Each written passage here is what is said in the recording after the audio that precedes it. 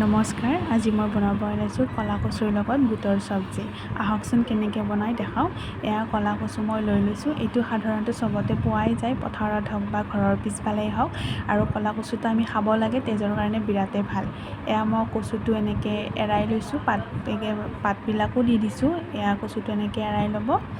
এতিয়া ইয়াতে মই লৈ লৈছোঁ আদা, ৰহুন, শুকান জলকীয়া, তেজপাত, কেঁচা জলকীয়া আৰু পিঁয়াজ। এয়া কেৰাহী বহাই দিছোঁ, কেৰাহীত তেল দি দিলোঁ। তেলখিনি গৰম হোৱাৰ লগে লগে ইয়াতে মই দি দিছোঁ শুকান জলকীয়া, তেজপাত দি দিলোঁ। এতিয়া ইয়াতে পিঁয়াজ দি দিলোঁ, কেঁচা জলকীয়া দি দিম।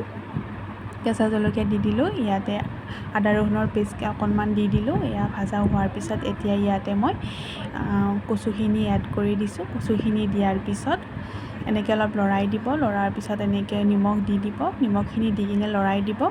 লৰাই দি কিনে মই এতিয়া অকণমান পানীটো ওলাই যাবৰ কাৰণে গিলিপ মাৰি দিছোঁ। এতিয়া মই ঢাকনি গুচাই কিনে ইয়াতে আদা ৰহুনৰ পেষ্টখিনি দি দিলোঁ, হালধি আৰু অকণমান জিৰা দি দিলোঁ। এতিয়া এইখিনি ভালকৈ লৰাই দিব। এনেকৈ লৰাই দিলোঁ। লৰাই দিয়াৰ পিছত অলপ টাইম এনেকৈ থাকিব দিব। তাৰপিছত দেখিছেনে কি ধুনীয়াকৈ পানীটো ওলাই গৈছে। পানীটো এতিয়া ওলাই যোৱাৰ পিছত এনেকৈ থৈ দিব, অলপ টাইম ভাজি থাকিব। এনেকৈ ভাজি থাকিব। এয়া মোৰ হৈয়ে গ'ল আৰু পটককৈ হয় এইটো, আৰু খাব লাগে, বহুত ভাল হয়। এয়া মোৰ হৈয়ে গ'ল। ভাল লাগিছে যদি লাইক, কমেণ্ট, শ্বেয়াৰ, ছাবস্ক্ৰাইব কৰি দিব। Thank U.